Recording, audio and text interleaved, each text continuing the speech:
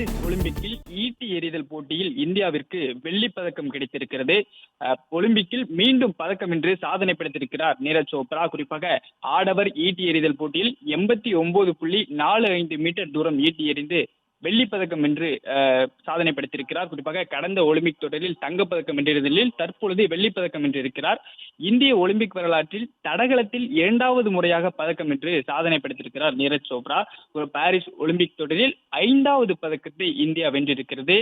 குறிப்பாக இதற்கு முன்பு 4 வெண்கலப் பதக்கங்கள் வென்றிருந்த நிலையில் தற்பொழுது ஒரு வெள்ளிப் பதக்கத்தை நீரஜ் சோப்ரா வென்றிருக்கக்கூடிய சூழ்நிலையில் 5 பதக்கங்களை இந்தியா இந்த பாரிஸ் ஒலிம்பிக் தொடரில் தற்போது வரை வென்றிருக்கிறது. குறிப்பாக துப்பாக்கிச் சுடுதல் போட்டியில் 3 வெண்கலம், ஹாக்கி போட்டியில் 1 வெண்கலம் வென்றிருந்த நிலையில் ஈட்டி எறிதல் போட்டியில் நீரஜ் சோப்ரா வெள்ளி வென்று சாதனை படைத்திருக்கிறார். 2020 டோக்கியோ ஒலிம்பிக்கில் ஈட்டி எறிதல் போட்டியில் 87.58 மீட்டர் தூரம் நீளத்திற்கு ஈட்டி எறிந்து தங்கப்பதக்கம் வென்று சாதனை படைத்திருந்தார். அந்த சாதனையானது ஒலிம்பிக் வரலாற்றிலேயே தடகளத்தில் முதல் தங்கப்பதக்கத்தை இந்தியாவிற்கு நீரஜ் சோப்ரா பெற்று தந்து பெருமை சேர்த்திருந்தார்.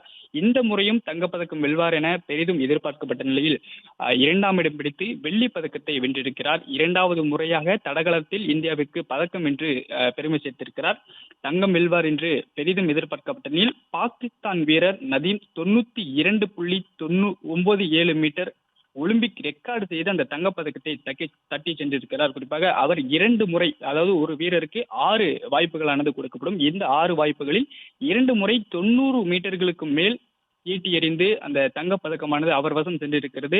நீரஜ் சோப்ரா தனக்கு வழங்கப்பட்ட 6 வாய்ப்புகளில் ஒரு வாய்ப்பில் 89.45 மீட்டர் தூரம் ஈட்டி எறிந்து 2ஆம் இடத்தில் தொடர்ந்து நீடித்து வந்தார். இறுதி வரை அந்த 89 மீட்டரை யாரும் கடக்காத சூழ்நிலையில் அவர் 2ஆம் இடத்திலே நீடித்து 2ஆம் இடம் பிடித்து வெள்ளி பதக்கத்தை தக்க வைத்திருக்கிறார்.